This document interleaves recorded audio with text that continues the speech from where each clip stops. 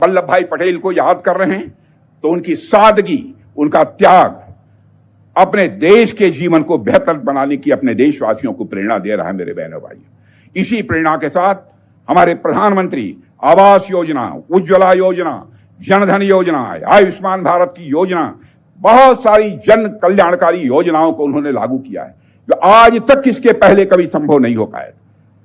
मैं मानता हूं इसके कारण बहुत सारे गरीबों का, आम लोगों का भी जीवन सुगम हुआ है और समावेशिता भी बढ़ी है।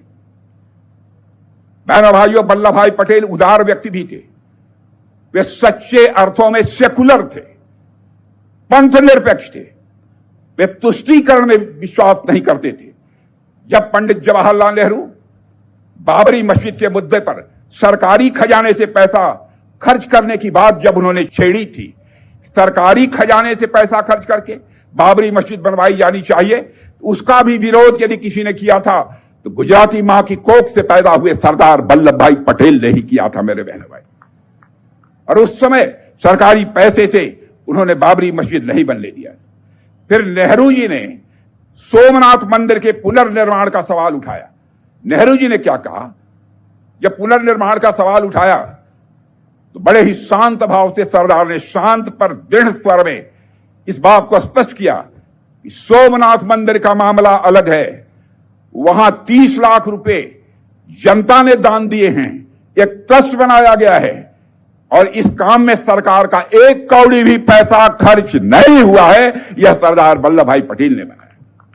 इसी तरह मेरे बहनों भाइयों, अयोध्या में आज जो भव्य राम का मंदिर बनकर तैयार हुआ है, मैं आपको बतलाना चाहता हूं, सरकार के खजाने से एक पैसा खर्च नहीं हुआ है। सारा खर्च यदि किसी ने दिया है तो इस देश की जनता ने दिया है। यही पंथ निरपेक्षता, यही सेकुलरिज्म की सच्ची परिभाषा है और सरदार पटेल ने इसे व्यवहार में अपने करके दिखाया है।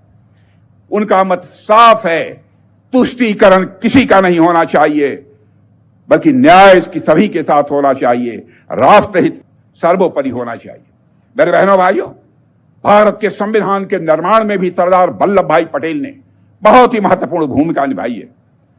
उन्होंने सेपरेट इलेक्टोरेट का विरोध किया था।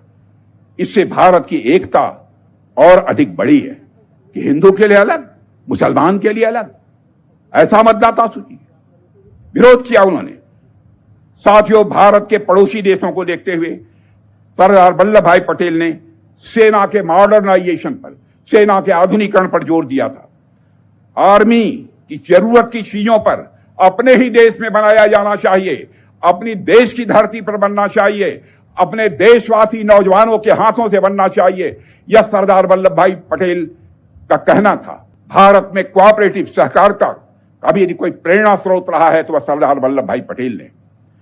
सरदार वल्लभ भाई पटेल ने ही गुजरात के दुग्ध उत्पादक किसानों को कोऑपरेटिव यानी सहकारिता बनाने की सलाह दी थी और इसी के बाद अमूल का जन्म हुआ था, जिस अमूल से बच्चा बच्चा केवल गुजरात का ही नहीं बल्कि हिंदुस्तान का परिचित। और बहनों भाइयों, आज प्रधानमंत्री मोदी जी ने इसी सहकारिता की भावना को आगे बढ़ाया है और आपने देखा होगा सहकारिता की भावना को आगे बढ़ाया है मोदी जी ने। यह बात मैं कह रहा हूं, क्यों कह रहा हूं, सहकारिता मंत्रालय को अलग से मंत्रालय बनाने का काम यदि किसी ने किया है तो मोदी जी ने किया है। एक तरफ हम लोग सरदार वल्लभ भाई पटेल की विरासत को सहेजने का काम कर रहे हैं, वहीं कुछ लोग मेरे बहनों भाइयों सरदार पटेल की विरासत को छिपाने और मिटाने की भी उनके द्वारा कोशिश हो रही है। लेकिन उनकी कोशिश किसी भी सूरत में जब तक हम लोग हैं कामयाब नहीं होने देंगे, हम आपको विश्वास दिलाते हैं। सरदार वल्लभ भाई पटेल के देहांत के बाद जनता ने श्रद्धापूर्वक एक स्मारक बनाने के लिए धन एकत्रित किया था। लेकिन यह बात जब नेहरू जी तक पहुंची, जानते हैं क्या कहा था? उन्होंने कहा था सरदार पटेल तो किसानों के नेता थे, इसलिए यह धन गांव के कुएं और सड़क बनाने में खर्च किया जाना चाहिए। क्या तमाशा था? सरदार पटेल आजीवन किसानों के लिए कार्य करते रहे, यह तर्क दिया था। मेरे बहनों भाइयों, यह बात किसी से छिपी नहीं है। लेकिन कुएं और सड़क बनाने का काम तो सरकार का होता है,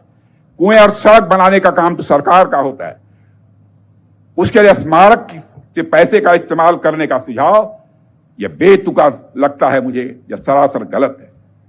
और इससे सिर्फ एक बात साफ होती है कि उस समय की सरकार हर कीमत पर सरदार पटेल की महान विरासत को छिपाना चाहती थी, महान विरासत को सरदार वल्लभ भाई पटेल की दबाना चाहती।